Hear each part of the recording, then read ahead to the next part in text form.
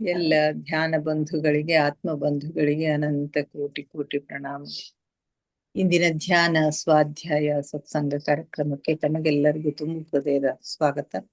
ಮೊಟ್ಟ ಮೊದಲಿಗೆ ನಮ್ಮೆಲ್ಲರ ಧ್ಯಾನ ಗುರುಗಳಾದ ಪರಮ ಪೂಜ್ಯರಾದ ಬ್ರಹ್ಮರ್ಷಿ ಪಿತಾಮಹ ಡಾಕ್ಟರ್ ಸುಭಾಷ್ ಪತ್ರಿಜಿಯವರ ಚರಣ ಕಮಲಗಳಿಗೆ ವಂದಿಸುತ್ತಾ, ಗುರುಮಾತಾ ಸ್ವರ್ಣಮಾಲಾ ಅಮ್ಮನವರ ಪಾದ ಕಮಲಗಳಿಗೆ ನಮಿಸುತ್ತ, ನಮ್ಮೆಲ್ಲರ ಚೈತನ್ಯ ಶಕ್ತಿಯಾಗಿರ್ತಕ್ಕಂಥ ಮಹಾವತಾರ್ ಬಾಬಾ ಅವರನ್ನ ನನ್ನ ಕವಿ ಮಂದಿರದಲ್ಲಿ ಸ್ಮರಿಸುತ್ತ, ನನ್ನ ಗುರುಗಳಾದ ತಟವಾಲಿ ಬಾಬಾ, ಬರ್ಮಾನಿ ಬಾಬಾ, ಮಹದಾನಂದ ಬಾಬಾಜಿಯವರನ್ನ ನನ್ನ ಹೃದಯ ಮಂದಿರದಲ್ಲಿ ಸ್ಮರಿಸುತ್ತ, ನಮ್ಮ ಮಾರ್ಗದರ್ಶಕ ಗುರುಗಳಾದ ಡಾಕ್ಟರ್ ಜೀವಂದ್ರ ಕೇತಪ್ಪ ಸರ್ ಅವರಿಗೆ ವಂದಿಸುತ್ತ, ಅಯ್ಯಪ್ಪ ಪಿಂಡಿ ಸರ್ ಅವರಿಗೆ ವಂದಿಸುತ್ತ, ಎಲ್ಲ ಆಸ್ಟ್ರಲ್ ಮಾಸ್ಟರ್ಸ್ಗಳಿಗೆ, ಪಿರಮಿಡ್ ಮಾಸ್ಟರ್ಸ್ಗಳಿಗೆ ವಂದಿಸುತ್ತ, ಸೀತಾಮಾತೆ, ಯಶೋಧರಾ ಮಾತೆ, ವಸುಂಧರಾ ಮಾತೆಯರಿಗೆ ವಂದಿಸುತ್ತ, ಅವರೆಲ್ಲರ ಚೈತನ್ಯ ಶಕ್ತಿಯೊಂದಿಗೆ ನಮ್ಮ ಚೈತನ್ಯ ಶಕ್ತಿಯನ್ನು ಅನುಸಂಧಾನಗೊಳಿಸುತ್ತಾ ನಾವಿಂದಿನ ಸ್ವಾಧ್ಯಾಯವನ್ನ ಆರಂಭಿಸೋಣ masters.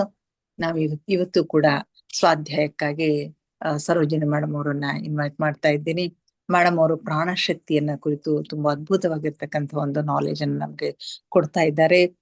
Welcome madam, welcome to you to our session. ಮೊದಲಿಗೆ ಬ್ರಹ್ಮರ್ಷಿ ಪಿತಾಮಹ ಪತ್ರಿಜಿಯವರಿಗೆ ವಂದಿಸುತ್ತಾರೆ, ಸ್ವರ್ಣಮಾಲಾ ಅಮ್ಮನವರಿಗೆ ವಂದಿಸುತ್ತಾರೆ, ನನ್ನ ಧ್ಯಾನ ಗುರುಗಳಾದಂತ ಕಿತ್ತಪ್ಪ ಜೀವಂದರ್ ಕಿತ್ತಪ್ಪ ಸರಿಗೆ ವಂದಿಸುತ್ತಾ, ಎಲ್ಲ ಅಸ್ಟ್ರಲ್ ಮಾಸ್ಟರ್ಸ್ಗಳನ್ನು ಆಹ್ವಾನಿಸುತ್ತಾ, ಎಲ್ಲ ನನ್ನ ಸುಂದರವಾರಿಯ ಸಹೋದರಿಯರಿಗೆ ವಂದಿಸುತ್ತಾ ಇವತ್ತಿನ ಸ್ವಾಧ್ಯಾಯವನ್ನ ಪ್ರಾರಂಭಿಸ್ತೇನೆ ಮೇಡಮ್.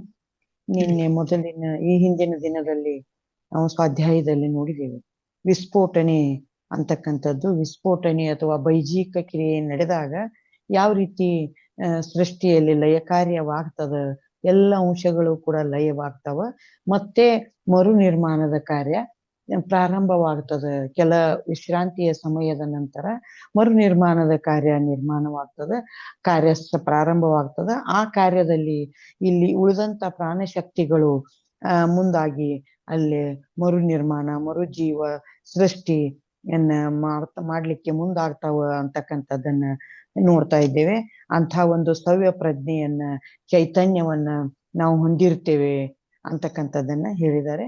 ಮುಂದುವರೆದಂತೆ ಪ್ರಾಣಶಕ್ತಿಯನ್ನು ಮತ್ತಷ್ಟು ಗ್ರಹಿಸುತ್ತಾ ವಿಸ್ಫೋಟಿಸುತ್ತಿರುವ ಪ್ರಕ್ರಿಯೆಯಿಂದಲೇ ಚೈತನ್ಯದ ಮತ್ತಷ್ಟು ಆಳವಾದ ಪದರಗಳೊಂದಿಗೆ ಪ್ರವೇಶಿಸುವ ಅವಕಾಶ, ಪ್ರಾಣಶಕ್ತಿಯನ್ನು ಸೃಜನಾತ್ಮಕವಾಗಿ ಉಪಯೋಗಿಸಿಕೊಳ್ಳುವ ಅವಕಾಶ ಮಾನವನಿಗೆ ಇರುತ್ತದೆ. ನೋಡ್ರಿ, ಪ್ರಾಣಶಕ್ತಿಯನ್ನು ಇನ್ನೂ ಗ್ರಹಿಸುತ್ತಾ ಸಂಗ್ರಹಿಸುತ್ತಾ ವಿಸ್ಫೋಟ ಆದ ಸಂದರ್ಭದಲ್ಲಿಯೂ ಕೂಡ ಅದನ್ನು ನಾವು ಸಂಗ್ರಹಿಸಿ ನಾವು ಇಟ್ಕೊಳ್ತಕ್ಕಂಥ ಇನ್ನೂ ಸೃಜನಾತ್ಮಕ ಕಲೆ ಈ ಧ್ಯಾನಿಗಳಿಗೆ ಇದೆ.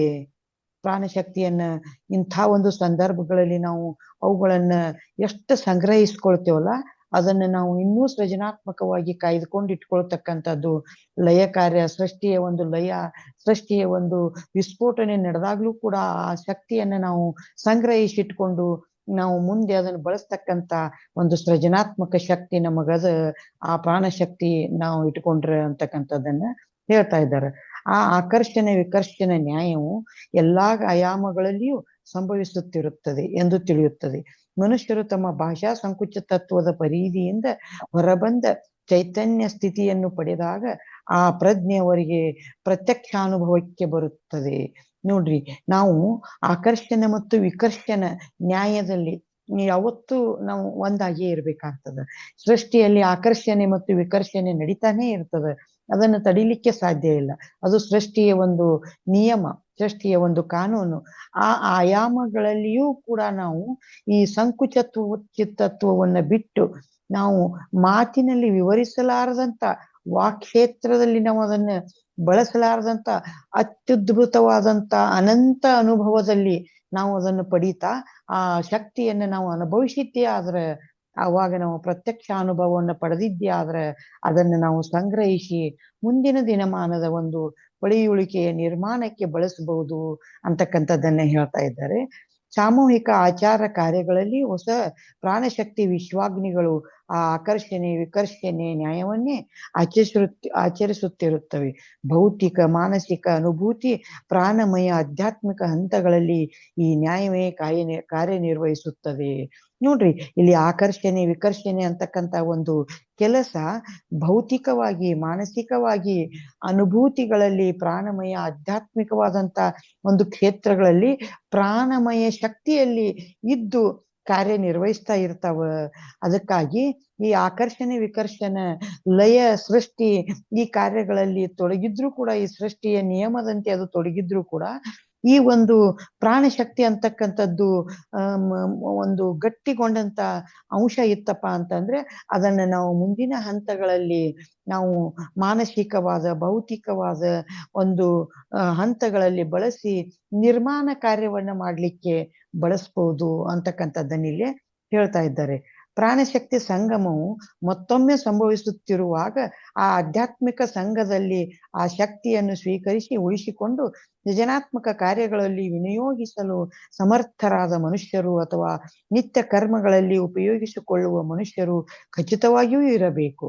ನೋಡ್ರಿ, ಈ ಪ್ರಾಣಶಕ್ತಿಯನ್ನ ಸಂಗ್ರಹಿಸುತ್ತಾ ಅದರ ಒಂದು ಸಂಗಮವನ್ನು ನಾವು ಕೂಡಿಡ್ತಾ ಹೋದ್ವಿ ಅಂತಂದ್ರ ಯಾವಾಗ ಸೃಷ್ಟಿ ಲಯವಾಗ್ತದೆ, ಯಾವಾಗ ವಿಸ್ಫೋಟನೆ ಆಗ್ತದೆ, ಕೆಲ ದಿನಗಳ ನಂತರ, ಕೆಲ ವಿಶ್ರಾಂತಿ ಸಮಯದ ನಂತರ ಮತ್ತೆ ಈ ವ್ಯಕ್ತಿಗಳು ಯಾರು ಪ್ರಾಣಶಕ್ತಿಯನ್ನ ಸಂಗ್ರಹಿಸಿ ಈ ಲಯದಲ್ಲಿ ಲಯವಾಗಿರ್ತಾರ ಆ ವ್ಯಕ್ತಿಗಳು ಆ ಪ್ರಾಣಶಕ್ತಿಯಿಂದ ಮೊದಲ್ಗೊಂಡು ಮತ್ತೆ ನಿತ್ಯ ಕರ್ಮಗಳಲ್ಲಿ ಬಂದು ಅಲ್ಲಿ ಏನಾಗ್ತಾರೆ, ಮತ್ತೆ ನಿತ್ಯ ಕರ್ಮಗಳಲ್ಲಿ ನಿತ್ಯವಾದಂತ ಒಂದು ಸೃಷ್ಟಿಯ ಸ್ಥಿತಿಯನ್ನ ನಿರ್ಮಿಸ್ತಕ್ಕಂತ ಒಂದು ಹಂತಕ್ಕೆ ತೊಡಗುತ್ತಾರ.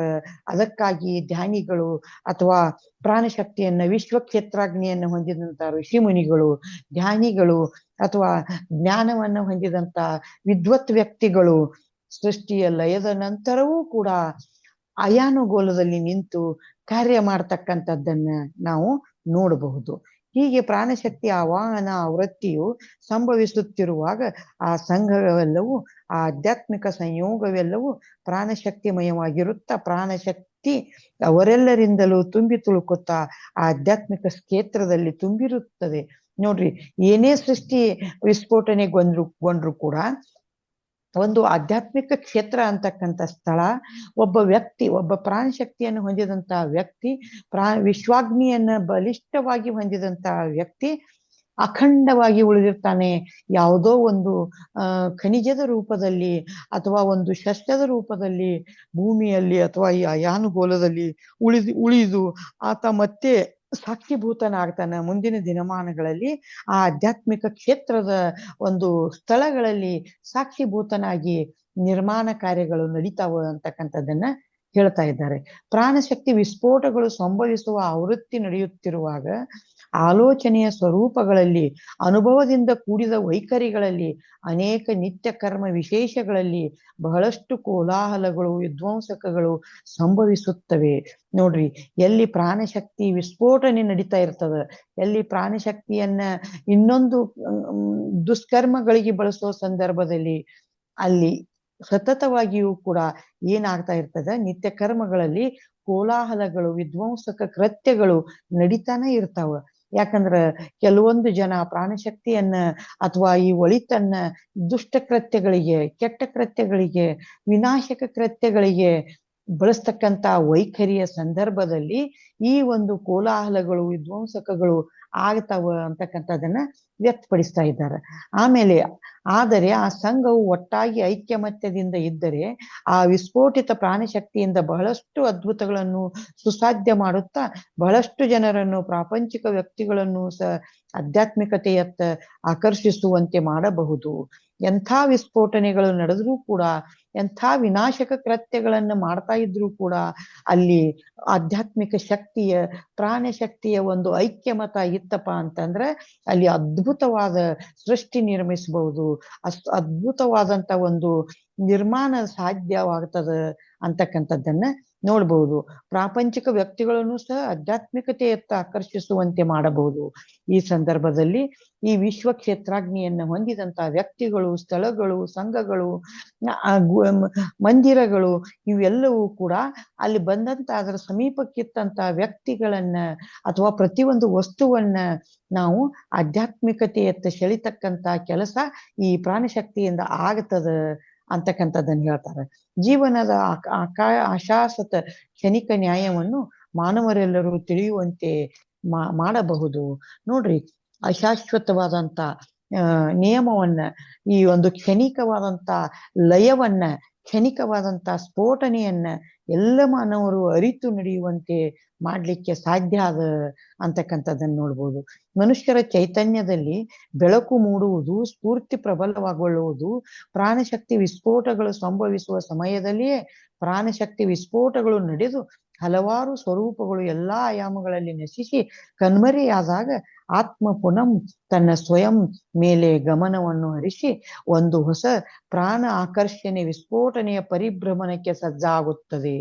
ನೋಡ್ರಿ, ಮನುಷ್ಯರ ಚೈತನ್ಯ ತುಂಬಾ ಇತ್ತಂದ್ರ, ಮನುಷ್ಯನಲ್ಲಿ ಆತ್ಮಶಕ್ತಿ ತುಂಬಾ ಇತ್ತಂದ್ರ, ಮನುಷ್ಯನಲ್ಲಿ ಪ್ರಾಣಾಗ್ನಿ ತುಂಬಾ ಇದ್ದಾಗ ಆ ಸಂದರ್ಭದಲ್ಲಿ ಎಂಥ ವಿಸ್ಫೋಟನೆಗಳು ನಡೆದ್ರು ಕೂಡ, ಎಂಥ ಬೈಜಿಕ ಕಾರ್ಯಗಳು ನಡೆದ್ರು ಕೂಡ ಸ್ಫೂರ್ತಿಯನ್ನ ಹೊಂದಿದಂತ ಒಬ್ಬ ವ್ಯಕ್ತಿ, ಚೈತನ್ಯವನ್ನ ಹೊಂದಿದಂತ ಪ್ರಾಣಶಕ್ತಿಯ ಚೈತನ್ಯವನ್ನ ಹೊಂದಿದಂತ ಒಬ್ಬ ವ್ಯಕ್ತಿ ನಶಿಸಿ ಕಣ್ಮರೆಯಾದಂತೆ ಕಂಡ್ರೂ ಕೂಡ, ಯಾಕಂದ್ರೆ ಈ ಸೃಷ್ಟಿಯ ಲಯದಲ್ಲಿ ನಶಿಸಲೇಬೇಕಾಗ್ತದೆ. ನಶಿಸಿ ಸೃಷ್ಟಿಯಲ್ಲಿ ಕಣ್ಮರೆಯಾದ್ರೂ ಕೂಡ ಆತನ ಆತ್ಮಶಕ್ತಿ ಪುನಃ ಸ್ವಯಂ ನಿರ್ಮಾಣಗೊಂಡು ಈ ಸೃಷ್ಟಿ ಕಾರ್ಯಕ್ಕೆ ಮೊದಲುಗೊಳ್ಳುತ್ತದೆ. ಪ್ರಾಣ ಆಕರ್ಷಣೆ ವಿಸ್ಫೋಟನೆಯನ್ನ ಪರಿಭ್ರಮಣ ಕಾರ್ಯಕ್ಕೆ ತೆಗೆದುಕೊಂಡು ಮತ್ತೆ ಸಜ್ಜುಗೊಳಿಸ್ತಕ್ಕಂಥ ಒಂದು ಶಕ್ತಿಯನ್ನ ಒಬ್ಬ ಜ್ಞಾನಿ, ಒಬ್ಬ ಧ್ಯಾನಿ, ಒಬ್ಬ ಆಧ್ಯಾತ್ಮಿ ಪ್ರಾಣ ಶಕ್ತಿಯನ್ನ ಹೊಂದಿದಂತ ವ್ಯಕ್ತಿ ಹೊಂದಲಿಕ್ಕೆ ಸಾಧ್ಯದ ಅಂತಕ್ಕಂಥದ್ದನ್ನ ಹೇಳ್ತಾರೆ. ವಿಸ್ಫೋಟನೆಗಳು ಸಂಭವಿಸುತ್ತಿರುವ ಸಮಯಗಳಲ್ಲಿ ಆತ್ಮ ಮೂಲವು ತನ್ನ ಸ್ವಶಕ್ತಿ ಸ್ಮೃತಿಯಲ್ಲಿದ್ದು ತನ್ನ ಸಾಮರ್ಥ್ಯವನ್ನು ಪ್ರಕಟಿಸಲಾರದೆ ಇದ್ದರೆ ಅದರ ಸಂಪೂರ್ಣ ಸ್ವರೂಪವು ಭೌತಿಕ ದೇಹದೊಂದಿಗೆ ಸಹ ಕ್ಷೀಣಿಸಿ ಲೀನವಾಗಿ ಅದೃಶ್ಯವೂ ಸಹ ಆಗಬಹುದು. ಒಬ್ಬ ವ್ಯಕ್ತಿ ತನ್ನ ಪ್ರಾಣಶಕ್ತಿಯನ್ನ ಬಳಸದೇ ಹೋದ್ರ, ಅದನ್ನ ಲಕ್ಷಿಸದೆ ಹೋದ್ರ, ಅದನ್ನ ಭೌತಿಕ ದೇಹದೊಳಗೆ ಇಟ್ಕೊಂಡು ಸುಮ್ಮನೆ ಉಳಿದ್ಬಿಟ್ರೆ ಒಂದು ಸ್ಫೋಟ ಕಾರ್ಯದಲ್ಲಿ ಆತ ಲಯವಾಗಿ ಹೋಗ್ಬಹುದು, ಆತ ಇಲ್ಲದಂತೆ ಆಗ್ಬಹುದು. ಆತ ಮರುಸೃಷ್ಟಿಯ ಕಾರ್ಯದಲ್ಲಿ ಆತನ ಕಾರ್ಯ ಏನೂ ಉಳಿಲಾರ್ದು. ಅದಕ್ಕಾಗಿ ನಾವು ಯಾವಾಗಲೂ ಕೂಡ ಈ ಪ್ರಾಣಶಕ್ತಿ ಅಥವಾ ಈ ಚೈತನ್ಯದ ಅರಿವನ್ನ ಇಟ್ಕೊಂಡು ನಾವು ಇದ್ರೆ ಅದೃಶ್ಯವಾದ್ರೂ ಕೂಡ ನಾವು ಪುನಃ ದೃಶ್ಯವಾಗಿ ಈ ಸೃಷ್ಟಿ ಕಾರ್ಯವನ್ನ ಮಾಡ್ಲಿಕ್ಕೆ ನಮ್ಮಿಂದ ಸಾಧ್ಯವಾಗ್ತದೆ ಅಂತಕ್ಕಂಥದ್ದನ್ನು ಹೇಳ್ತಾರೆ. ಕಾಲಗತೆಯಲ್ಲಿ ಒಂದು ಆಧ್ಯಾತ್ಮಿಕ ಸಂಘದಲ್ಲಿ ಸಮೂಹ ಸಾಧನೆಗಳಿಂದ ನಿಷ್ಕ್ರಮಿಸಿ ಚದುರಿದ ಸಾಧಕರು, ನೋಡ್ರಿ, ಕಾಲಗತಿಯಲ್ಲಿ ಎಷ್ಟೋ ಸಾಧಕರು ಚದುರಿ ಹೋಗಿರ್ತಾರ, ಕಣ್ಮರೆಯಾಗಿರ್ತಾರ, ಭೂಗತವಾಗಿರ್ತಾರ, ಅಥವಾ ಆತ್ಮ ದೇಹ ತ್ಯಜಿಸಿರ್ತಾರ. ಆದ್ರೆ ಭವಿಷ್ಯತ್ ದರ್ಶನ ದೀಕ್ಷೆಯಲ್ಲಿ ಸ್ವಲ್ಪ ಸ್ಪಷ್ಟತೆಯನ್ನು ತಂದುಕೊಳ್ಳುವ ಸಾಮರ್ಥ್ಯ ಇರುವವರು ಪುನಃ ಒಂದುಗೂಡಿ ಪ್ರಾಣಶಕ್ತಿ ಕೂಡುವಿಕೆಗಾಗಿ ಒಂದು ಹೊಸ ಆಧ್ಯಾತ್ಮಿಕ ಕೇಂದ್ರವನ್ನು ಪ್ರಾರಂಭಿಸಬಹುದು. ನೋಡ್ರಿ, ಎಷ್ಟೋ ಆಧ್ಯಾತ್ಮಿಕ ವ್ಯಕ್ತಿಗಳು, ಈ ವಿಶ್ವ ಪ್ರಾಣಾಗ್ನಿಯನ್ನ ಹೊಂದಿದಂತ ವ್ಯಕ್ತಿಗಳು ದೇಹ ತ್ಯಜಿಸಿದರೂ ಕೂಡ, ಲಯದಲ್ಲಿ ಲಯವಾಗಿ ಬಿಟ್ಟರೂ ಕೂಡ ಮುಂದೆ ಈ ಸಂಘದಲ್ಲಿ ಸಮೂಹದಲ್ಲಿ ಒಂದಾಗಿ ಪುನಃ ಒಂದು ಪ್ರಾಣಶಕ್ತಿಯ ಕೂಡುವಿಕೆಯಿಂದ ಒಂದು ಹೊಸ ಆಧ್ಯಾತ್ಮಿಕ ಕೇಂದ್ರವನ್ನ, ಒಂದು ಹೊಸ ಆಧ್ಯಾತ್ಮಿಕ ಭೂಮಿಯನ್ನ ಸೃಷ್ಟಿ ಮಾಡ್ಲಿಕ್ಕೆ ಪ್ರಾರಂಭ ಮಾಡ್ಲಿಕ್ಕೆ ಸಾಧ್ಯ ಆಗ್ತದೆ ಅಂತಕ್ಕಂಥದ್ದನ್ನ ಹೇಳ್ತಾರೆ. ಈ ನೂತನ ಆಧ್ಯಾತ್ಮಿಕ ಸಂಘದ ಆವಿರ್ಭಾವವು ಸಹ ಆಕರ್ಷಣೆ ವಿಕರ್ಷಣೆ ನ್ಯಾಯವು ಕೆಲಸ ಮಾಡಲು ಅತ್ಯಂತ ಅವಕಾಶಗಳಿರುವ ಪ್ರಾಣಶಕ್ತಿ ವಿಶ್ವ ಕ್ಷೇತ್ರಾಗ್ನಿಗಳಿಂದಲೇ ಅಸ್ತಿತ್ವಕ್ಕೆ ಬರುತ್ತದೆ. ನೋಡ್ರಿ, ಒಂದ್ಸಲ ಲಯವಾದಂತ ಈ ಭೂಮಿ ಒಂದ್ಸಲ ವಿಸ್ಫೋಟನೆಗೊಂದು ಕಾಣದಂತೆ ಆದಂತ ಈ ಭೂಮಿ ಮರಳಿ ಈ ಆಕರ್ಷಣೆ ವಿಕರ್ಷಣೆ ತತ್ವಗಳಿಗೆ ಒಳಪಟ್ಟು ಯಾವಾಗ ಈ ಒಂದು ವಿಶ್ವಕ್ಷೇತ್ರಾಗ್ನಿಯ ಒಂದು ಬಲೆಯಿಂದ, ವಿಶ್ವಕ್ಷೇತ್ರಾಗ್ನಿಯ ಒಂದು ಶಕ್ತಿಯಿಂದ ಮರು ಅಸ್ತಿತ್ವವನ್ನ ಭೂಮಿಗೆ ಅಥವಾ ಒಂದು ಸೌರ ಗ್ರಹಕ್ಕೆ ಅಥವಾ ಗ್ರಹಗಳಿಗೆ ಅಥವಾ ಮಂಡಲಗಳಿಗೆ ಕೊಡ್ತಕ್ಕಂತ ಶಕ್ತಿ ಈ ವಿಶ್ವಕ್ಷೇತ್ರಾಗ್ನಿಗೆ ಅದ ಅಂತಕ್ಕಂಥದ್ದನ್ನ ಹೇಳ್ತಾರೆ. ಮೊದಲನೇ ಅಧ್ಯಾಯದಲ್ಲೇನೆ ಹೇಳ್ಯಾರ, ಪ್ರಾಣಶಕ್ತಿಯ ಮುಂದೆ ಯಾವ ಶಕ್ತಿಯೂ ಕೂಡ ಉಳಿಲಾರದು, ಎಲ್ಲ ಶಕ್ತಿಯನ್ನ ಜಯಿಸಿ ಪ್ರಾಣಶಕ್ತಿ ಸೃಷ್ಟಿ ಮತ್ತು ಲಯ ಆಕರ್ಷಣೆ ವಿಕರ್ಷಣೆಗಳನ್ನ ಮಾಡ್ತಕ್ಕಂಥ ಶಕ್ತಿಯನ್ನ ಹೊಂದ್ಯದ ಅಂತಕ್ಕಂಥದ್ದನ್ನ ನಾವಿಲ್ಲಿ ನೆನಪಿಸಿಕೊಳ್ಳಬಹುದು. ಒಂದೊಂದು ಬಾರಿ ಕೆಲವೊಂದು ಆಧ್ಯಾತ್ಮಿಕ ಸಂಸ್ಥೆಗಳಲ್ಲಿ ಕೆಲವರು ದುಷ್ಟಶಕ್ತಿಗಳಂತೆ ತಯಾರಾಗಿ ಆ ಸಂಘಗಳಲ್ಲಿ ಸಂಗ್ರಹಿಸಲಾಗಿರುವ ಪ್ರಾಣಶಕ್ತಿ ಕೂಡುವಿಕೆಯನ್ನು ಸ್ವಲಾಭಕ್ಕಾಗಿ ಉಪಯೋಗಿಸಿಕೊಳ್ಳುತ್ತಾ ವ್ಯರ್ಥ ಮಾಡುತ್ತಿರುತ್ತಾರೆ.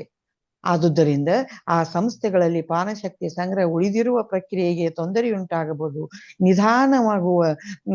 ನಿಧಾನವಾಗಿ ನಡೆಯುತ್ತಿರುವಂತೆ ಅಂತ ದುಷ್ಟ ಶಕ್ತಿಗಳು ಆ ಸಂಸ್ಥೆಯಲ್ಲಿನ ಐಕ್ಯಮತ್ಯವನ್ನು ಒಗ್ಗಟ್ಟನ್ನು ನಾಶಪಡಿಸುವುದರಿಂದ ಪ್ರಾಣಶಕ್ತಿ ದುರುಪಯೋಗವಾಗುತ್ತಿರುತ್ತದೆ. ಆ ಪ್ರಾಣಶಕ್ತಿ ಸಂಗ್ರಹಗಳು ಆ ಸಂಸ್ಥೆಗಳಲ್ಲಿ ಇರದ ಹೊರತು ಭವಿಷ್ಯತ್ ದರ್ಶನ ಯೋಜನೆಯು ಸ್ವರೂಪವು ಸ್ಪಷ್ಟವಾಗಿ ರಚನೆಯಾಗುವ ಅವಕಾಶವಿರುವುದಿಲ್ಲ. ನೋಡ್ರಿ, ಒಂದೊಂದು ಸಂಘ ಸಂಸ್ಥೆಗಳಲ್ಲಿ, ಒಂದೊಂದು ಆಧ್ಯಾತ್ಮಿಕ ಕೇಂದ್ರಗಳಲ್ಲಿ ಅಲ್ಲಿರ್ತಕ್ಕಂಥ ಶಕ್ತಿಯನ್ನ ಸ್ವ ಇಚ್ಛೆಗಾಗಿ ಬಳಸುತ್ತಾ, ಸ್ವ ಕಲ್ಯಾಣಕ್ಕಾಗಿ ಅಥವಾ ಸ್ವ ಸಾಧನೆಗಾಗಿ, ಸ್ವಾರ್ಥಕ್ಕಾಗಿ ಬಳಸ್ತಕ್ಕಂಥ ಎಷ್ಟೋ ದುಷ್ಟ ಶಕ್ತಿಗಳು ಪ್ರಾಣಶಕ್ತಿಯನ್ನ ಹಾಳು ಮಾಡ್ತಾ ಇರ್ತಾರ. ಅಂಥ ಸಂದರ್ಭದಲ್ಲಿ ಅಲ್ಲಿರ್ತಕ್ಕಂಥ ಸ್ವಕಲ್ಪನೆ ಸತ್ಕಲ್ಪನೆಯನ್ನು ಹೊಂದಿದಂತ ಧ್ಯಾನಿಗಳು ಆ ಪ್ರಾಣಾಗ್ನಿಯನ್ನ ಸಂಗ್ರಹಿಸಿ ಭವಿಷ್ಯತ್ ದರ್ಶನಕ್ಕೆ ಸಂಗ್ರಹಿಸಿ ಇಡತಕ್ಕಂಥ ಕೆಲಸವನ್ನ ಮಾಡಬೇಕು ಆ ಸಂಘಗಳಲ್ಲಿ, ಆ ಸಂಸ್ಥೆಗಳಲ್ಲಿ ಅಂತಕ್ಕಂಥದ್ದನ್ನಿಲ್ಲೇ ಹೇಳ್ತಾ ಇದ್ದಾರೆ. ಅಂತಹ ಪರಿಸ್ಥಿತಿಗಳಲ್ಲಿ ಭವಿಷ್ಯತ್ತಿನಲ್ಲಿ ಆ ಸಂಸ್ಥೆಯು ಸಾಧಿಸಬೇಕೆಂದುಕೊಂಡಂತಹ ಉನ್ನತತೆಯ ಸ್ವರೂಪವು ಅಸಾಧ್ಯವಾಗಿ ತ್ಯಜಿಸಲ್ಪಡುತ್ತದೆ. ಯಾವುದೋ ಒಂದು ಸಂಘ ಸಂಸ್ಥೆ, ಒಬ್ಬ ವ್ಯಕ್ತಿ, ಈಗ ನಾವು ವಸುಂಧರಾ ವಾರಿಯರ್ಸ್ ಅಂತಕ್ಕಂಥ ಇದೊಂದು ಸಂಘ, ಇದು ಭೂಮಾತೆಯ ಒಂದು ಪುನರ್ನಿರ್ಮಾಣಕ್ಕಾಗಿ, ಭೂಮಾತೆಗೆ ಶಕ್ತಿ ಕೊಡ್ಲಿಕ್ಕಾಗಿ ನಾವು ಕೆಲಸವನ್ನ ಮಾಡ್ತಾ ಇದ್ದೇವೆ. ಆದ್ರೆ ಇಲ್ಲಿ ಯಾರೇ ತಮ್ಮ ಸ್ವಹಿತಕ್ಕಾಗಿ ಅಥವಾ ಸ್ವಾರ್ಥ ಮನೋಭಾವನೆಯಿಂದ ಈ ಶಕ್ತಿಯನ್ನ ಬಳಸಿದರೆ ಈ ಒಂದು ನಮ್ಮ ಸಂಘದಲ್ಲಿ ಪ್ರಾಣಶಕ್ತಿ, ಪ್ರಾಣಾಗ್ನಿ ಕಡಿಮೆ ಆಗ್ತಾ ಹೋಗ್ಬಹುದು. ಅದಕ್ಕಾಗಿ ಸರ್ ಮೇಲಿಂದ ಮೇಲೆ ಚಾಟಿ ಏಟು ಕೊಡ್ತಿರ್ತಾರೆ. ಕೆಲವರ ಮನೋಭಾವನೆಗಳನ್ನ ಅವರು ತೀಕ್ಷ್ಣವಾಗಿ ಅರ್ಥ ಮಾಡಿಕೊಂಡು ಅವರಿಗೆ ಈ ಒಂದು ಕ್ಷೇತ್ರದಲ್ಲಿ ಉಳಿಯಬೇಕಂದ್ರೆ ಈ ಎಲ್ಲಾ ನಿಮಗೆ ಇರ್ತಕ್ಕಂಥ ಅನುಭವಗಳು ಬೇಕು ಅಂತಕ್ಕಂಥದ್ದನ್ನ ವ್ಯಕ್ತಪಡಿಸ್ತಾರೆ. ಅದನ್ನ ನಾವು ನೋಡ್ಬಹುದು, ಉದಾಹರಿಸಬಹುದು ಇಲ್ಲಿ. ಹಾಗೆ ಒಂದು ಸಂಘ ಸಂಸ್ಥೆಯಲ್ಲಿ ನಾವು ಮರಳಿ ಭೂಮಿಗೆ ಸೃಷ್ಟಿ ಲಯಕ್ಕೆ ನಾವು ಬಳಸ್ತಕ್ಕಂಥ ಒಂದು ಶಕ್ತಿ ಉಳಿಲಾರ್ದೆ ಹೋಗ್ಬಹುದು ಕೆಲವೊಂದು ದುಷ್ಟ ವ್ಯಕ್ತಿಗಳಿಂದ ಅಥವಾ ಸ್ವಾರ್ಥ ವ್ಯಕ್ತಿಗಳಿಂದ ಅನ್ನೋದನ್ನ ಇಲ್ಲೇ ವ್ಯಕ್ತಪಡಿಸ್ತಾ ಇರ್ತಾರೆ. ಮುಂದೆ ಪ್ರಾಣಶಕ್ತಿ ವಿಸ್ಫೋಟಗಳಿಂದ ಸಮಸ್ತ ಸ್ವರೂಪಗಳು ತಮ್ಮ ಅಸ್ತಿತ್ವವನ್ನು ಕಳೆದುಕೊಳ್ಳುತ್ತಿರುತ್ತವೆ. ವಿಕರ್ಷಣೆಯ ಸಮಯದಲ್ಲಿ ತಮ್ಮ ಸ್ವಂತ ಪ್ರಾಣಶಕ್ತಿ ಸಂಗ್ರಹಗಳಿಂದ ವಿಶ್ವ ಕ್ಷೇತ್ರಾಗ್ನಿಗಳ ಸಹಾಯದಿಂದ ಉತ್ಸಾಹದಿಂದಿರುವ ದೀಕ್ಷಾಪರರಾದ ಅನೇಕ ಸಾಧಕರು ಒಟ್ಟುಗೂಡಿಸಿಕೊಂಡು ಅವರೆಲ್ಲರ ಸಮೂಹ ಸಾಧನೆಗಳಿಂದ ಲಯ ಸ್ಥಿತಿಯನ್ನು ಸಹಿಸಿಕೊಳ್ಳುವ ಮಿತ್ರ ಶಕ್ತಿಗಳು ಸಹ ಸೃಷ್ಟಿಯನ್ನು ಮುಂದುವರಿಸುವ ಅವಕಾಶವನ್ನು ನೀಡುತ್ತಿರುತ್ತಾರೆ. ನೋಡ್ರಿ, ಪ್ರಾಣಶಕ್ತಿ ವಿಸ್ಫೋಟನೆಗಳು ಎಷ್ಟೇ ವಿಸ್ಫೋಟನೆಗಳಾದ್ರೂ ಪ್ರಾಣಶಕ್ತಿಯ ವಿಸ್ಫೋಟನೆಯಿಂದ ತನ್ನ ಶಕ್ತಿಯನ್ನ ಅಸ್ತಿತ್ವವನ್ನ ಹಿಡಿದುಕೊಂಡು ಮುಂದೆ ವಿಶ್ವ ಶಕ್ತಾಗ್ನಿಯನ್ನ ಕೂಡಿಸಿ ಬಳಸಿ ಒಂದು ಸಂಘ ಸಂಸ್ಥೆಗಳು ಒಟ್ಟು ಕೂಡಿ ಸಮೂಹ ಧ್ಯಾನ ಮಾಡೋದು. ಅದಕ್ಕಾಗಿನ ಸಮೂಹ ಧ್ಯಾನ ಅಥವಾ ಗುಂಪು ಧ್ಯಾನ ಇದನ್ನ ಮಾಡ್ತೀವಿ ನಾವು. ಈ ಗುಂಪು ಧ್ಯಾನದಿಂದ ಹೊರಡತಕ್ಕಂತ ವಿಶ್ವ ಕ್ಷೇತ್ರಾಗ್ನಿ ಬಹಳ ಗಟ್ಟಿಗೊಂಡಂತ ಒಂದು ಕ್ಷೇತ್ರಾಗ್ನಿ, ಬಹಳ ಗಟ್ಟಿಗೊಂಡಂತ ಒಂದು ಪ್ರಾಣಶಕ್ತಿ ಇರ್ತದೆ. ಅದು ಎಂಥ ವಿಸ್ಫೋಟನೆಗೂ ಕೂಡ ಕರಗಿ ಹೋಗ್ಲಾರ್ದಂತ ಒಂದು ಶಕ್ತಿಯನ್ನ ಹೊಂದಿರ್ತದೆ. ಅದಕ್ಕಾಗಿ ಅಂಥ ಒಟ್ಟುಗೂಡುವಿಕೆಯ ಶಕ್ತಿಯಿಂದ ಮರಳಿ ನಾವು ಏನ್ ಮಾಡ್ಬಹುದು, ಸೃಷ್ಟಿಯ ಒಂದು ಮುಂದುವರಿಸುವಿಕೆ ಅವಕಾಶವನ್ನು ಪಡ್ಕೊಳ್ಬಹುದು ಅಂತಕ್ಕಂಥದ್ದನ್ನ ಹೇಳ್ತಾ ಇದ್ದಾರೆ. ತಮ್ಮ ಪ್ರಾಣಶಕ್ತಿಯನ್ನು ವಿಶ್ವ ಪ್ರಾಣಶಕ್ತಿಗಳೊಂದಿಗೆ ಸಂಯೋಜಿಸಿಕೊಳ್ಳಲು ಸಾಧ್ಯವಾದವರಿಗೆ ವಿಶ್ವ ಕ್ಷೇತ್ರಗಳಲ್ಲಿ ನಿಧಿಗಳ ಬಾಗಿಲುಗಳು ತೆರೆದಿರುತ್ತವೆ. ನೋಡ್ರಿ, ಎಂತ ಮಾತನ್ನು ಹೇಳ್ತಾ ಇದ್ದಾರೆ ಇವರು. ತಮ್ಮ ಪ್ರಾಣಶಕ್ತಿಯನ್ನ ವಿಶ್ವ ಕ್ಷೇತ್ರಾಗ್ನಿಯೊಂದಿಗೆ ಒಂದುಗೊಳಿಸಿಕೊಳ್ತಕ್ಕಂಥ ಯಾವ ವ್ಯಕ್ತಿಗಳದಾರಲ್ಲ, ಯಾರು ಆ ಸೃಜನಶೀಲತೆಯಿಂದ ವಿಶ್ವ ಕ್ಷೇತ್ರಾಗ್ನಿಯನ್ನ ತಮ್ಮಲ್ಲಿ ಒಂದುಗೊಳಿಸಿಕೊಳ್ತಾರಲ್ಲ, ಅಂಥ ವ್ಯಕ್ತಿಗಳಿಗೆ ಈ ವಿಶ್ವದಲ್ಲಿ, ಈ ಅಯಾನುಗೋಲದಲ್ಲಿ ನಿಧಿಗಳ ಬಾಗಿಲುಗಳು ತೆರೆದಿರುತ್ತವೆ. ಅಲ್ಲಿ ನಮ್ಮ ಕ್ಷೇತ್ರಾಗ್ನಿಯನ್ನ ಹಿಡಿದಿಟ್ಟುಕೊಂಡು ನಾವು ಬದುಕಬಹುದು, ಅದನ್ನ ಮರಳಿ ಸೃಷ್ಟಿ ಕಾರ್ಯಕ್ಕೆ ನಾವು ಉಪಯೋಗಿಸಬಹುದು ಅಂತಕ್ಕಂಥ ಮಾತನ್ನ ಹೇಳ್ತಾ ಇದ್ದಾರೆ. ಅಂತಹವರ ಚೈತನ್ಯಗಳು ಸಂಪತ್ತು ಭರಿತವಾಗುತ್ತವೆ. ಅವರ ಸೃಜನಾತ್ಮಕತೆಯು ಬಹಳ ಎತ್ತರಕ್ಕೆ ಬೆಳೆಯುತ್ತದೆ. ಅಂತಹ ಮಹಾತ್ಮರೇ ಎಂದೋ ಒಂದು ದಿನ ವಿಶ್ವಕರ್ಮರಾಗುತ್ತಾರೆ ಅಂತಕ್ಕಂಥದ್ದನ್ನ, ಸೃಷ್ಟಿಯನ್ನು ಮುಂದುವರಿಸುವುದರಲ್ಲಿ ವಿಶ್ವ ಚೈತನ್ಯದೊಂದಿಗೆ ಕೂಡಿ ಸಹ ಸೃಷ್ಟಿಕರ್ತರಾಗುತ್ತಾರೆ. ನೋಡ್ರಿ, ಅಂಥ ವ್ಯಕ್ತಿಗಳೇ, ಸಂಪತ್ತು ಭರಿತವಾದಂತಹ ವ್ಯಕ್ತಿಗಳು, ಶಕ್ತಿ ಭರಿತವಾದಂತಹ ವ್ಯಕ್ತಿಗಳು, ಚೈತನ್ಯ ಭರಿತವಾದಂತಹ ವ್ಯಕ್ತಿಗಳು ಮುಂದೆ ಸೃಷ್ಟಿಯ ಸೃಜನಾತ್ಮಕತೆಗೆ ಕಾರಣವಾಗ್ತಾರೆ. ಯುಗಾಂತರಗಳಲ್ಲಿ ಬೇರೆ ಬೇರೆ ರೂಪಗಳಿಂದ ಈ ಸೃಷ್ಟಿ ಒಂದು ಸ್ಥಿತಿಯನ್ನ ಸೃಷ್ಟಿಸ್ತಾ ಹೋಗ್ಲಿಕ್ಕೆ ಕಾರಣರಾಗ್ತಾರೆ. ಇಲ್ಲಿ ನಾವು ಶ್ರೀಕೃಷ್ಣನನ್ನ ವಿವಿಧ ಅವತಾರಗಳಲ್ಲಿ ವಿವಿಧ ಕಾಲಗಳಲ್ಲಿ ರಾಮಾಯಣ ಮಹಾಭಾರತದ ಹಂತ ಯುಗಾಂತರ, ಒಂದು ಯುಗ ಅಂತ್ಯವಾದಾಗ ಇನ್ನೊಂದು ಯುಗದ ಸೃಷ್ಟಿ ಕಾರ್ಯವನ್ನ ಪುನರ್ಗೊಳ್ಳುವಾಗ ಇಂತಹ ವಿಶ್ವಕ್ಷೇತ್ರಾಗ್ನಿಯನ್ನ ಹೊಂದಿದಂತ ವ್ಯಕ್ತಿಗಳು ವಿಶ್ವಕರ್ಮರಾಗಿ ಮತ್ತೆ ವಿಶ್ವವನ್ನ ಸೃಷ್ಟಿಯನ್ನ ಮಾಡ್ತಕ್ಕಂತ ವಿಶ್ವಕರ್ಮರಾಗಿ ನಿಲ್ಲುತ್ತಾರೆ ಅಂತಕ್ಕಂಥದ್ದನ್ನ, ಸೃಷ್ಟಿಯನ್ನು ಮರು ಹೊಂದಿಸುವ, ಸೃಷ್ಟಿಯನ್ನು ಮರು ನಿರ್ಮಿಸುವ, ಸೃಷ್ಟಿಯ ಮರು ಚೈತನ್ಯ ಕೊಡುವ ಶಕ್ತಿಯನ್ನ ಅವರಲ್ಲೇ ಇರ್ತದ. ಅಂಥ ಒಬ್ಬ ವ್ಯಕ್ತಿ ಸೃಷ್ಟಿಕರ್ತ, ಧ್ಯಾನಿ, ಕ್ಷೇತ್ರಾಗ್ನಿಯನ್ನ ಹೊಂದಿದಂತ ಜ್ಞಾನಿ ಇಂಥ ಒಬ್ಬ ಶಕ್ತಿಯನ್ನ ಹೊಂದಿ ಮರು ಸೃಷ್ಟಿಗೆ ಕಾರಣನಾಗ್ತಾನ ಅಂತಕ್ಕಂಥದ್ದನ್ನ ನಾವಿಲ್ಲಿ ನೋಡಬಹುದು. ಇಲ್ಲಿ ಬುದ್ಧ ಭಗವಾನರನ್ನ, ಶ್ರೀಕೃಷ್ಣನನ್ನ, ರಾಮನನ್ನ, ಶ್ರೀರಾಮನನ್ನ, ಸೀತಾಮಾತೆಯನ್ನ, ಮೈತ್ರೇಯಿ ಗಾರ್ಗೆಯರನ್ನ ಎಲ್ಲರನ್ನು ನಾವು ಇಲ್ಲಿ ಉದಾಹರಿಸಬಹುದು. ಅವರು ಮರಳಿ ಈ ಭೂಮಿಯ ಸೃಷ್ಟಿ ಕಾರ್ಯಕ್ಕೆ ತಮ್ಮ ಒಂದು ಕ್ಷೇತ್ರಗಳಲ್ಲಿ ತಮ್ಮ ಒಂದು ಪಾತ್ರವನ್ನ ನಿರ್ವಹಿಸ್ತಾ ಇರೋದನ್ನ ನಾವು ಇಲ್ಲಿ ಉದಾಹರಿಸಬಹುದು. ಸರ್ವಸ್ವದೊಂದಿಗೆ ಒಂದಾಗಿ ನಾವು ಸಹ ಇರುತ್ತಿದ್ದೇವೆ ಹಾಗೂ ಏಕತ್ವವು ಮಾತ್ರವೇ ಇರುವುದೆಂಬ ಆತ್ಮ ಪ್ರಜ್ಞೆಯನ್ನು ಕಳೆದುಕೊಂಡು ತಮ್ಮ ಅಹಂಕಾರಗಳಲ್ಲಿ ಸಿಲುಕಿಕೊಂಡಿರುವವರಿಗೆ ಆ ವಿಶ್ವ ನಿಧಿಗಳ ಬಾಗಿಲುಗಳು ಶಾಶ್ವತವಾಗಿ ಮುಚ್ಚಿಕೊಂಡಿರುತ್ತವೆ. ನೋಡ್ರಿ, ಎಲ್ಲಿ ಅಹಂಕಾರಿಗಳಿರ್ತಾರೋ, ಎಲ್ಲಿ ಇದೆಲ್ಲವೂ ನನ್ನದೇ, ಈ ಶಕ್ತಿ ಎಲ್ಲ ನನ್ನಿಂದ ಆಗ್ಯದ, ಈ ಸೃಷ್ಟಿ ಲಯ ಎಲ್ಲ ನನ್ನಿಂದ ಆಗ್ತದ, ನಾನೇ ಶ್ರೇಷ್ಠ ಅಂತಕ್ಕಂಥ ಅಹಂಭಾವನೆಯನ್ನ ಹೊಂದಿದಂತ ವ್ಯಕ್ತಿಗೆ ಯಾವತ್ತೂ ಕೂಡ ವಿಶ್ವ ನಿಧಿಯ ಬಾಗಿಲುಗಳು ಅಂತ ಒಂದು ಪವಿತ್ರವಾದಂತ ಶಂಭಾಲಾದಂತ ಪವಿತ್ರವಾದಂತ ಆ ಕ್ಷೇತ್ರಗಳ ಬಾಗಿಲುಗಳು ಅವ್ರಿಗೆ ಯಾವತ್ತೂ ಓಪನ್ ಆಗೋದಿಲ್ಲ. ಅವರು ಅದನ್ನ ಪ್ರವೇಶ ಮಾಡ್ಲಿಕ್ಕೆ ಯಾವತ್ತೂ ಸಾಧ್ಯ ಆಗೋದಿಲ್ಲ. ಅವರು ಸೃಷ್ಟಿಯಲ್ಲಿ ಲಯವಾಗಿ ಕರಗಿ ಹೋಗಿಬಿಡ್ತಾರೆ. ಆದ್ರ ಯಾರು ಈ ವಿಶ್ವ ಕ್ಷೇತ್ರಾಗ್ನಿಯನ್ನ ಹೊಂದಿದಾರಲ್ಲ, ಯಾರು ಪ್ರಾಣಶಕ್ತಿಯನ್ನ ಹೊಂದಿದಾರಲ್ಲ, ಯಾರು ಆತ್ಮ ಪ್ರಜ್ಞೆಯಿಂದ ಚೈತನ್ಯವನ್ನ ಪಡ್ಕೊಂಡಿದಾರಲ್ಲ, ಅವರು ಇಂತಹ ಶಂಬಾಲದಂತ ನಗರಗಳಲ್ಲಿ ಕೆಲವು ದಿನಗಳವರೆಗೆ ಅದು ಕಣ್ಮರೆಯಾಗಿ ಇರಬಹುದು, ಕೆಲವು ದಿನಗಳವರೆಗೆ ಅಗೋಚರವಾಗಿ ಇರಬಹುದು. ಆದ್ರ ಆ ನಗರಗಳಲ್ಲಿ ನಮ್ಮ ಭಾರತದ ಒಂದು ಹಿಮಾಲಯದ ಕೈಲಾಸ ಪರ್ವತದಲ್ಲಿ ಇದ್ದಾರಲ್ಲ, ಆ ರೀತಿ ನಾವು ಕಣ್ಮರೆಯಾಗಿ ಕೂಡ ಇರಬಹುದು. ಮತ್ತೆ ಮರಳಿ ನಾವು ಸೃಷ್ಟಿ ಕಾರ್ಯಕ್ಕೆ ಬರ್ತಕ್ಕಂತ ಕೆಲಸ ನಮ್ಮಿಂದ ಸಾಧ್ಯ ಆದ್ರೆ ಅಲ್ಲಿ ಅಹಂಗಳಿಗೆ ಅಥವಾ ದುಷ್ಟರಿಗೆ ಅಥವಾ ಕೆಟ್ಟ ವ್ಯಕ್ತಿಗಳಿಗೆ ಅಥವಾ ಈ ಪ್ರಕೃತಿಯ ವಿರುದ್ಧ ಅಥವಾ ಪ್ರಕೃತಿಯನ್ನ ನಾಶ ಮಾಡ್ತಕ್ಕಂತ ಅಥವಾ ಜೀವಕಣಗಳನ್ನ ನಾಶ ಮಾಡ್ತಕ್ಕಂತ ವ್ಯಕ್ತಿಗಳಿಗೆ ಯಾವತ್ತೂ ಕೂಡ ಇಂಥ ವಿಶಿಷ್ಟವಾದಂತ ವಿಶ್ವ ನಿಧಿಗಳಿಗೆ ಪ್ರವೇಶ ಸಿಗ್ಲಿಕ್ಕೆ ಸಾಧ್ಯ ಇಲ್ಲ. ಆ ಬಾಗಿಲುಗಳು ಅವರಿಗೆ ಶಾಶ್ವತವಾಗಿ ಮುಚ್ಚಿಕೊಂಡಿರ್ತಾವ ಅಂತಕ್ಕಂತ ಮಾತನ್ನ ಇಲ್ಲೇ ಹೇಳ್ತಾ ಇದ್ದಾರೆ. ಜನ್ಮ ಮೂಲ ಕೇಂದ್ರಕ್ಕೆ ಸರ್ವಸ್ವವು ಮರಳಬೇಕೆಂಬ ಸೃಷ್ಟಿ ಶಾಸನವನ್ನು ನಿಯಮವನ್ನು ಅಕ್ಷರಶಃ ಆಚರಿಸುವ ಜೀವ ವಿದ್ಯುದ್ವಾಯಸ್ಕಾಂತ ಮಹಾಪಾಶವೇ ಪ್ರಾಣ. ನೋಡ್ರಿ ಎಂಥ ಮಾತನ್ನ ಹೇಳಿದಾರೆ ಇಲ್ಲಿ. ಜನ್ಮ ಮೂಲ ಕೇಂದ್ರಕ್ಕೆ ನೋಡ್ರಿ, ಪ್ರತಿ ಜನ್ಮ ಮೂಲ ಕೇಂದ್ರ ಮರಳಬೇಕೆಂಬ ಸೃಷ್ಟಿ ಶಾಸನವನ್ನು ಯಾರು ಅಳಿಸ್ಲಿಕ್ಕೆ ಸಾಧ್ಯ ಇಲ್ಲ. ಈ ಸೃಷ್ಟಿ ಶಾಸನ ಕಾಲಾಂತರದಲ್ಲಿ ನಡೀತಾನೆ ಇರ್ತದ. ಲಯ ಮತ್ತೆ ಚೈತನ್ಯ, ಲಯ ಮತ್ತೆ ಸೃಷ್ಟಿ, ಇದು ನಡೀತಾನೆ ಇರ್ತದ. ಆದ್ರ ಈ ಸೃಷ್ಟಿಯ ಶಾಸನವನ್ನು ಬದಲಿಸ್ಲಿಕ್ಕೆ ಯಾರಿಂದೂ ಸಾಧ್ಯ ಇಲ್ಲ. ನಿಯಮವನ್ನು ಅಕ್ಷರಶಃ ಆಚರಿಸುವ ಜೀವ ವಿದ್ಯುತ್ತಯಸ್ಕಾಂತ, ಇದರೊಂದಿಗೆ ನಾವು ಅಕ್ಷರಶಃ ನಮ್ಮ ಕಾರ್ಯವನ್ನ ನಾವು ನಿರ್ವಹಿಸುತ್ತಾ ಜೀವ ವಿದ್ಯುತ್ ಕಾಂತಿಯಂತಹ ಶಕ್ತಿಯನ್ನ ನಾವು ಪಡೆಯುತ್ತಾ ಮಹಾಪಾಶದಲ್ಲಿ ಇದ್ರ ನಾವು ಆ ಪ್ರಾಣವನ್ನ ಮರಳಿ ಸೃಷ್ಟಿಗೆ ತರಲಿಕ್ಕೆ ಸಾಧ್ಯ ಅಂತಕ್ಕಂಥದ್ದನ್ನ ಇಲ್ಲೇ ಹೇಳ್ತಾ ಇದ್ದಾರೆ. ಜನ್ಮ ಮೂಲ ಕೇಂದ್ರ ಸರ್ವಸ್ವವು ಕೂಡ ಸೃಷ್ಟಿಯ ಒಂದು ಲಯದಲ್ಲಿ ಇರ್ತದ ಅಂತಕ್ಕಂಥದ್ದನ್ನ ಹೇಳ್ತಾ ಇದ್ದಾರೆ.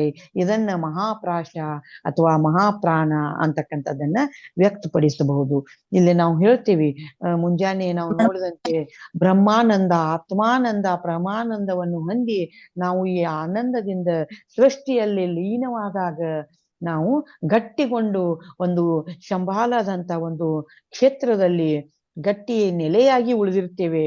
ಎಂಥ ಸ್ಫೋಟಗಳು ಆದಾಗ ನಾವು ಮರಳಿ ಬಂದು ಅಲ್ಲಿ ಒಂದು ಸೃಷ್ಟಿಯನ್ನ ನಿರ್ಮಿಸ್ಲಿಕ್ಕೆ ಮೊದಲಿಗರಾಗ್ತೇವೆ ಅಂತಕ್ಕಂತ ಮಾತನ್ನ ಇಲ್ಲಿ ಹೇಳ್ತಾ ಇದ್ದಾರೆ. ಇಲ್ಲಿಗೆ ಇವತ್ತಿನ ಸ್ವಾಧ್ಯಾಯವನ್ನು ಮುಗಿಸೋಣ. ಇವಾಗ ಧ್ಯಾನಕ್ಕೆ ಎಲ್ಲರನ್ನು ಕರೀತೇನೆ. ಎಲ್ಲರೂ ಸ್ಪೆಕ್ಟ್ಗಳನ್ನ ತೆಗೀರಿ, ನೇರವಾಗಿ ಕುಳಿತುಕೊಳ್ರಿ. ಮತ್ತೆ ನಿಮಗೆ ಪಿರಾಮಿಡ್ಸ್ಗಳಿದ್ರೆ ಅಳವಡಿಸ್ಕೊಳ್ರಿ. ಪಿರಾಮಿಡ್ಸ್ಗಳನ್ನು ಅಳವಡಿಸ್ಕೊಳ್ತಕ್ಕಂಥದ್ದನ್ನ ಮಾಡುತ್ತವರಿ. ಎಲ್ಲರೂ ಕೈಗಳನ್ನ ಕ್ರಾಸ್ ಮಾಡ್ಕೊಳ್ರಿ, ಕಾಲುಗಳನ್ನು ಕೂಡ ಕ್ರಾಸ್ ಮಾಡಿಕೊಳ್ಳಿ. ಉಸಿರಿನಲ್ಲಿ ಒಂದಾಗಿ, ಪ್ರಾಣಾಗ್ನಿಯಲ್ಲಿ ಒಂದಾಗಿ, ಪ್ರಾಣ ಶಕ್ತಿಯಲ್ಲಿ ಒಂದಾಗಿ, ನೀವು ಬಿಡುತ್ತಿರುವ ಉಸಿರು, ನೀವು ತೆಗೆದುಕೊಳ್ಳುತ್ತಿರುವ ಉಸಿರಿನಲ್ಲಿ ನಿಮ್ಮ ಲಕ್ಷ್ಯವಿರಲಿ. ಈ ಎರಡರಲ್ಲಿ ನೀವು ಒಂದಾದರೆ ಇದೇ ಆನಾಪಾನಸತಿ ಧ್ಯಾನ. ಈ ಎರಡೂ ನಾಡಿಗಳಲ್ಲಿ ಒಂದಾದಾಗ ಸೂರ್ಯ ನಾಡಿಯಿಂದ ಬೆಚ್ಚನೆಯ ಉಸಿರನ್ನು ಹೊರಬಿಡುತ್ತಾ, ಚಂದ್ರ ನಾಡಿಯಿಂದ ತಣ್ಣನೆಯ ಉಸಿರನ್ನು ಒಳಗೆಳೆದುಕೊಳ್ಳುತ್ತಾ, ಈ ಸೂರ್ಯ ಚಂದ್ರ ನಾಡಿಯಲ್ಲಿ ನೀವು ಮಧ್ಯದಲ್ಲಿ ಉಳಿದಾಗ ವಿಶಿಷ್ಟವಾದಂತ ಭೃಗುಟಿಯಲ್ಲಿ ಸುಷುಮ್ನ ನಾಡಿಯಲ್ಲಿ ಒಂದಾಗುತ್ತೀರಿ. ಆ ಸುಷುಮ್ನ ನಾಡಿಯಲ್ಲಿ ಒಂದಾದಾಗ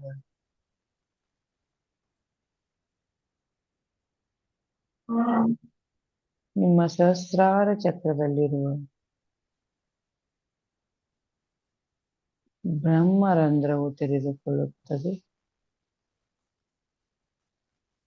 ಯಾವಾಗ ಬ್ರಹ್ಮರಂಧ್ರವು ಓಪನ್ ಆಗುತ್ತದೆ, ಆಗ ವಿಶ್ವಕ್ಷೇತ್ರಾಗ್ನಿಯು ನಮ್ಮ ಪ್ರಾಣಾಗ್ನಿಯೊಂದಿಗೆ ಸೇರಿಕೊಳ್ಳುತ್ತದೆ. ನಮ್ಮ ಪ್ರಾಣವಾಯುವಿನೊಂದಿಗೆ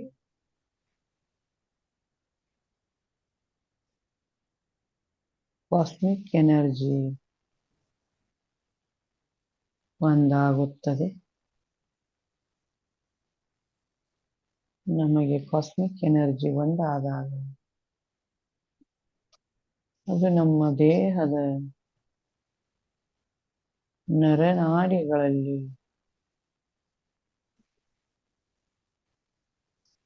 ಶುದ್ಧಿ ಕಾರ್ಯ ಮಾಡುತ್ತದೆ. ತುಂಬ ಶಕ್ತಿಯನ್ನು ಹೊಂದಿದಂತ ಈ ಕಾಸ್ಮಿಕ್ ಎನರ್ಜಿಯು ನಮ್ಮ ನರನಾಡಿಗಳಲ್ಲಿ ತುಂಬಿರುವ ಕಶ್ಮಲವನ್ನು, ರೋಗ ಕಣಗಳನ್ನು ನಾಶ ಮಾಡುತ್ತದೆ. ಗಂಟುಗಳು,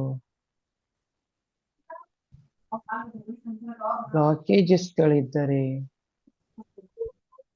ಅವೆಲ್ಲವೂ ನಾಶವಾಗುತ್ತವೆ ಈ ಪ್ರಾಣಮಯ ಶಕ್ತಿಯಿಂದ. ಬಹಳ ವಿಶಿಷ್ಟವಾದಂತ ಶಕ್ತಿ ಇದು.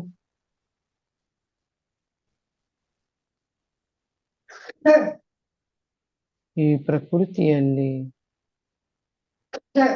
ಈ ಶಕ್ತಿಯನ್ನು ಎದುರಿಸುವ ಬೇರಾವ ಶಕ್ತಿಯೂ ಇಲ್ಲ ಮಾಸ್ಟರ್.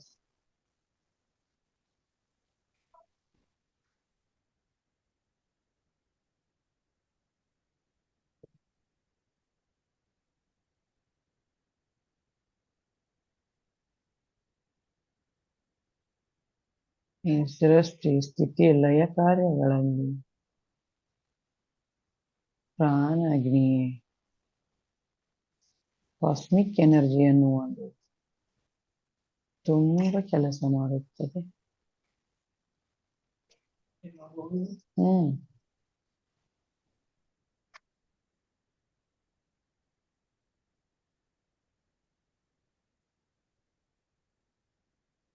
ಪ್ರೋಟಾನ್ ಮತ್ತು ನ್ಯೂಟ್ರಾನ್ಗಳು ಕೂಡಿ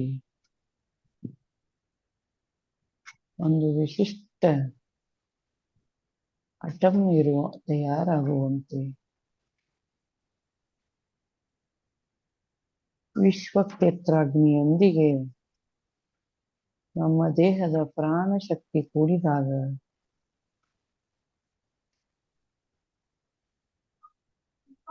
ಬಲಿಷ್ಠವಾದ ಕ್ಷೇತ್ರಾಗ್ನಿ ತಯಾರಾಗುತ್ತದೆ. ಕ್ಷಣಾರ್ಧದಲ್ಲಿ ನಮ್ಮ ನರನಾಡಿಗಳು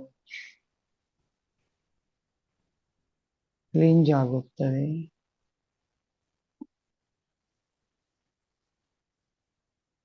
ಶಾಂತವಾದ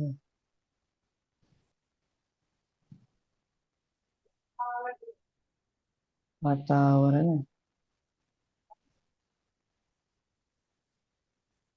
ನಿರ್ಮಾಣವಾಗುತ್ತದೆ.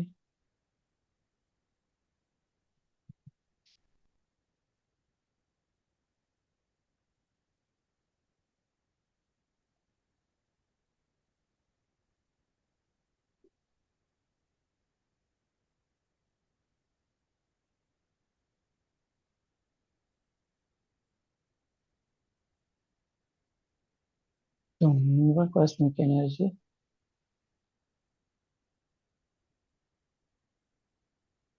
ಫ್ಲೋ ಆಗ್ತಾ ಇದೆ. ಮಸ್ತ್ ಪ್ರಕಾಶವಾದ ಬೆಳಕನ್ನು ಅನುಭವಿಸಿ ಸ್ಫಟಿಕದಂತ ಶಕ್ತಿ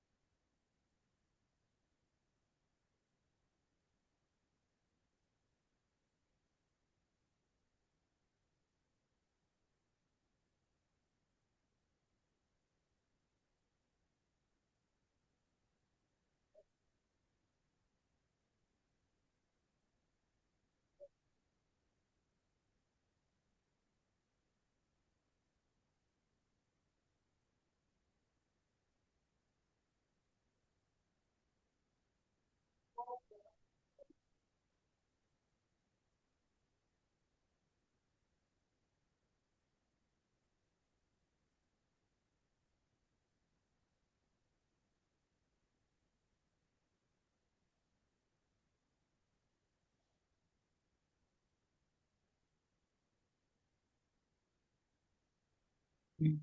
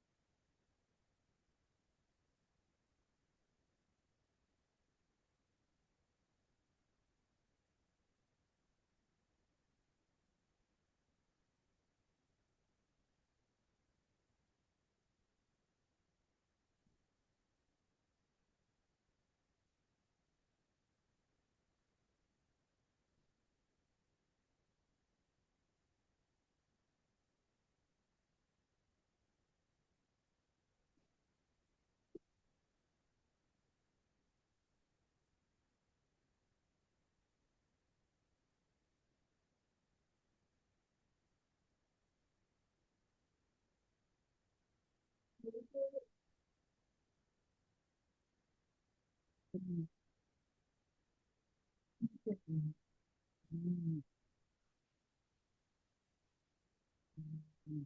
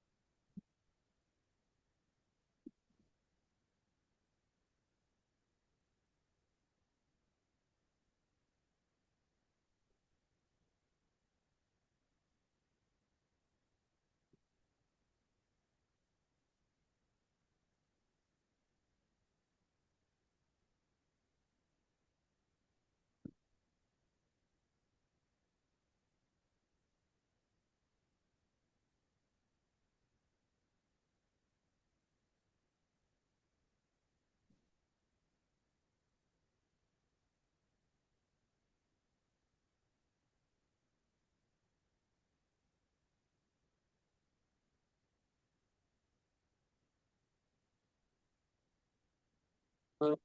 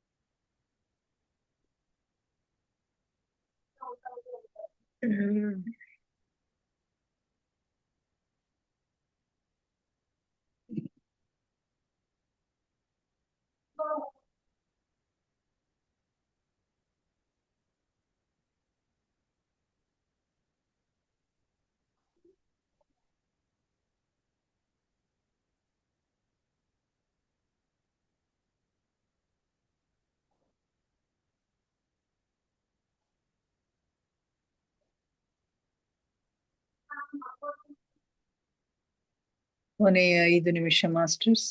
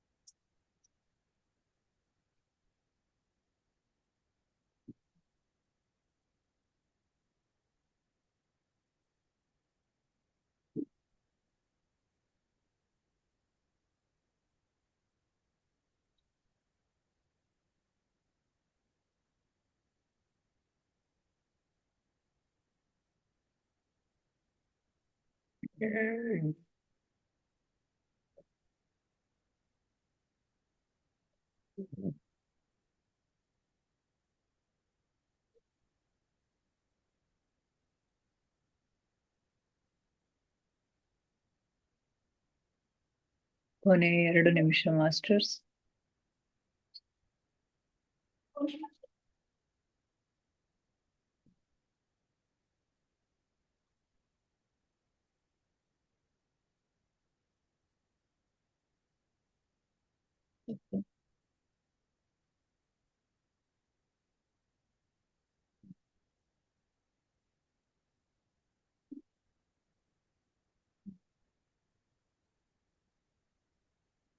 ಕೊನೆಯ 1 ನಿಮಿಷ.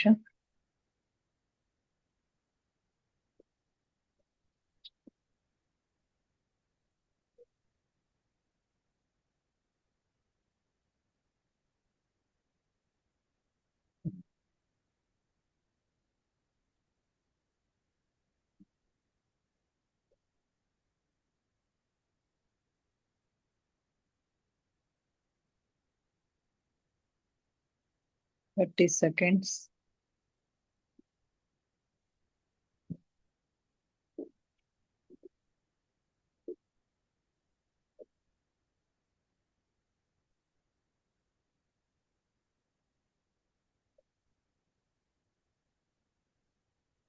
Ten seconds.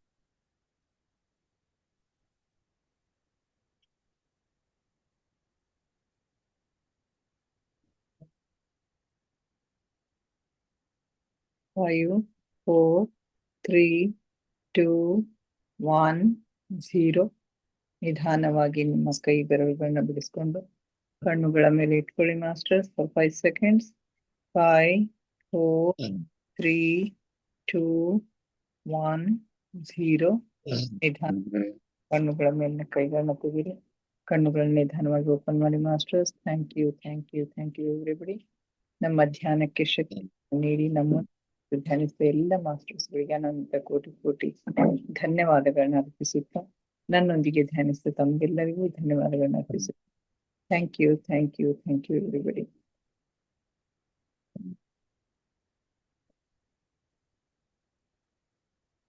ಯಾರಾದ್ರೂ ಏನಾದ್ರು ಶೇರ್ ಮಾಡ್ಕೊಳ್ತೀರಿ ಮಾಡ್ಕೊಡ್ರಿ. ಹಲೋ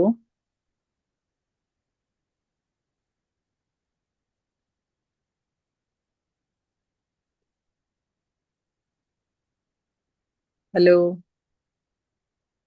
ಯಾರಾದ್ರೂ ಶೇರ್ ಮಾಡ್ಕೊಳ್ತೀರಿ? ಗಿರಿಜಾ ಮೇಡಮ್.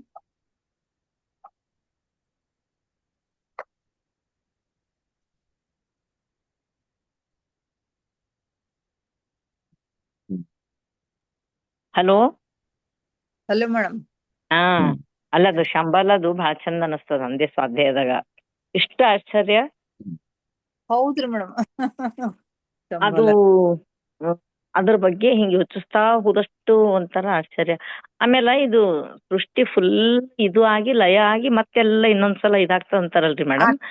ಅವಾಗ ಬರೇ ನಮ್ದು ಪೃಥ್ವಿನ ಅಥವಾ ಈಗ ನಮ್ ಪೃಥ್ವಿಗೆ ಬಿಟ್ಟು ಮೇಲ್ ಹೋದಂಗ ಅವೆಲ್ಲಾ ಆಯಾಮಗಳು ಅವ ನೋಡ್ರಿ ಮೇಡಮ್. ಅವಾಗ ಸೂಕ್ಷ್ಮ ಲೋಕ ಆ ಲೋಕ ಅವೆಲ್ಲ ಇರ್ತಾವೇನೋ ಅಲ್ಲಿ ಆತ್ಮಗಳು ಇರ್ತಾವ. ಬರೇ ನಮ್ದು ಜೀವಂತಿರೋದು ಇದು ಭೂಮಿ ಮೇಲಿಂದಷ್ಟೇ ಎಲ್ಲ ಲಯ ಆಗ್ತದ ಏನೋ ಅದು ಗೊತ್ತಾಗ್ಲಿಲ್ರಿ.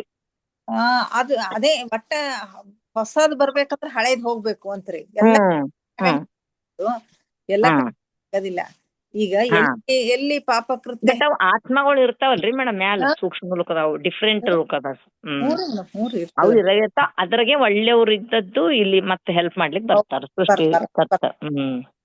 ಆಯ್ತ್ರಿ ಮೇಡಮ್. ಓಕೆ ಆಯ್ತ್ರಿ ಮೇಡಮ್. Thank you. ಹ್ಞೂ ರೀ ಭಾಳ ಕೇರ್ಫುಲ್ ಆಗಿ ಮಾಡ್ಕೊತಾರ. ಮೇಡಮ್ ಅವ್ರ ಇನ್ನ ಧ್ಯಾನದಿಂದ ಹೊರಗ್ ಬಂದಿಲ್ಲ. ಹೌದ್ರಿ ಮೇಡಮ್. ಡೀಪ್ ಅದ ನೀವು ಮುಗಿಸ್ಬಿಡ್ರಿ. ಓಕೆ ಓಕೆ ಮಾಸ್ಟರ್ಸ್, ಮತ್ತೆ ನಾಳೆ ಭೇಟಿ ಆಗೋಣ ಇನ್ನಷ್ಟು ಧ್ಯಾನ ಸ್ವಾಧ್ಯಾಯ ಸತ್ಸಂಗದೊಂದಿಗೆ. Thank you everybody.